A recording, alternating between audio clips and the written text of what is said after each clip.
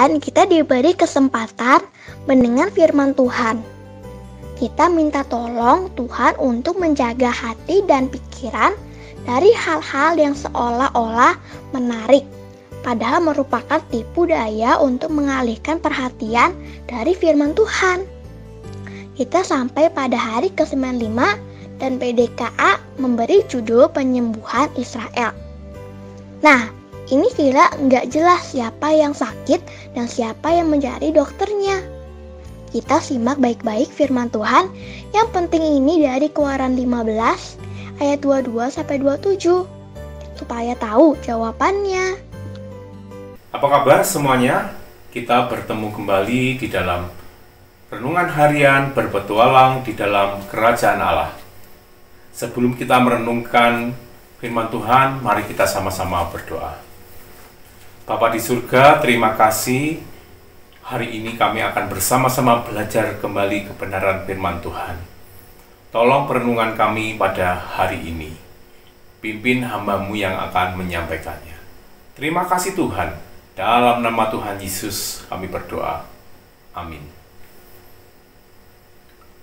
Perjalanan selama 3 hari di padang gurun membuat semua air yang dibawa orang Israel menjadi habis. Wah, mereka pasti susah sekali. Mereka berteriak, air, air.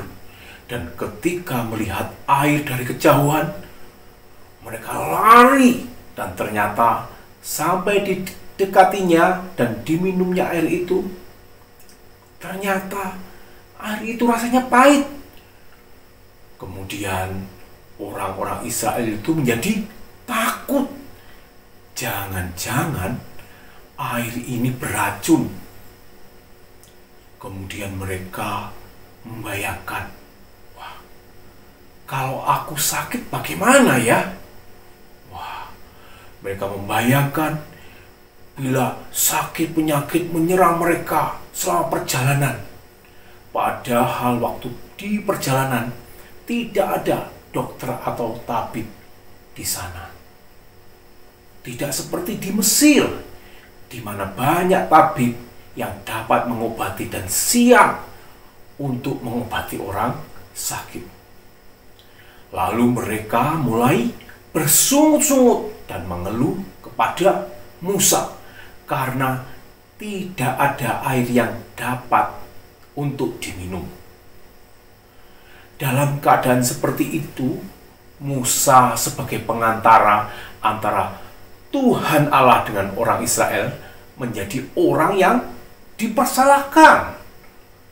Tapi Musa tidak dapat berbuat apa-apa selain hanya meneruskan keluh kesah mereka kepada Tuhan Allah. Atas perintah Tuhan, Musa lalu melemparkan sepotong kayu ke air tersebut. Dan terjadilah air yang pahit itu berubah menjadi air yang manis. Apakah kayu itu yang mengubah air pahit menjadi air manis? Oh, ternyata bukan kayu itu yang mengubah, tetapi air itu berubah menjadi manis karena kuasa Tuhan. Tuhan Allah lah yang melakukan mujizat itu. Kayu yang dilempar ke dalam air hanyalah sebuah tanda. Dan atas perintah Tuhan, Musa melemparkan kayu itu ke dalam air.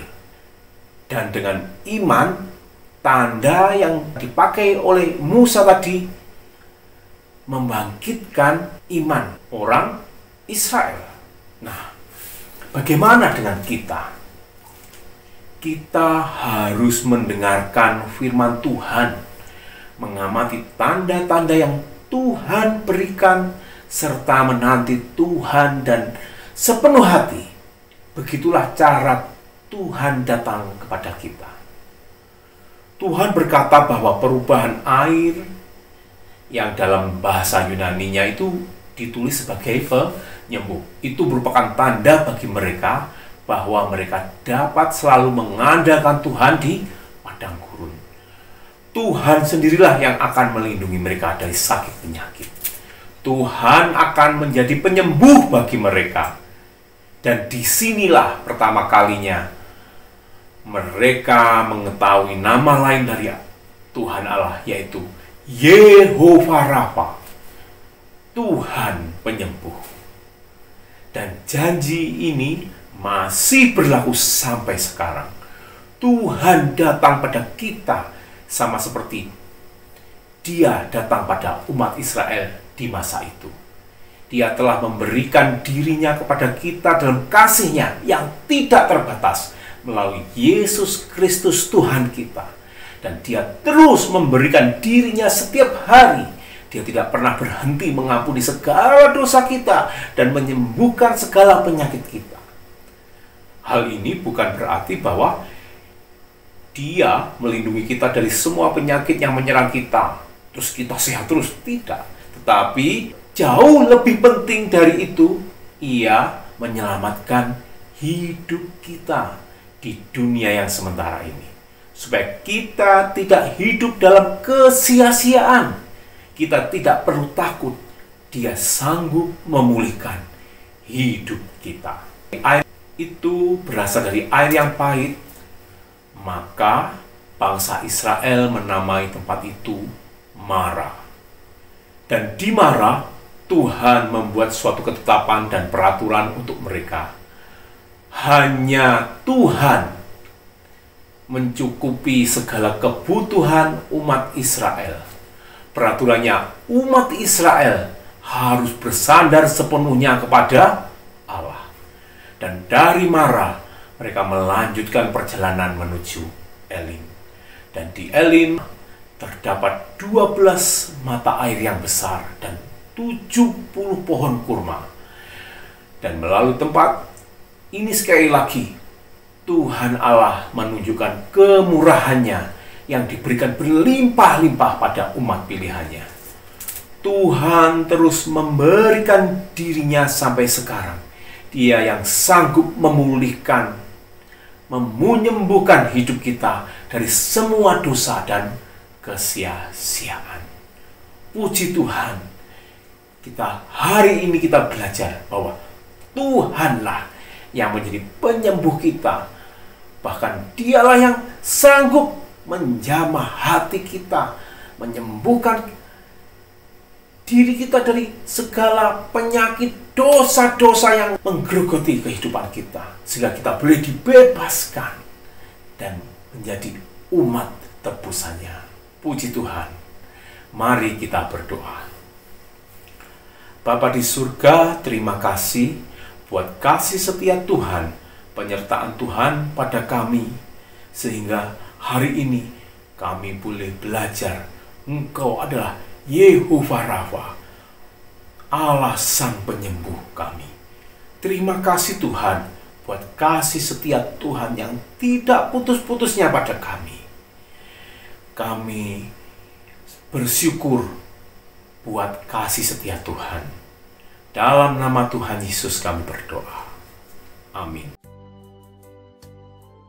Nah, Kela semakin sadar tentang pentingnya mendengar firman Tuhan, mengamati tanda-tanda yang Tuhan berikan, serta menantikan Tuhan dengan sepenuh hati. Hanya itu caranya. Tuhan sendirilah yang menjadi dokter atau penyembuh buat umatnya.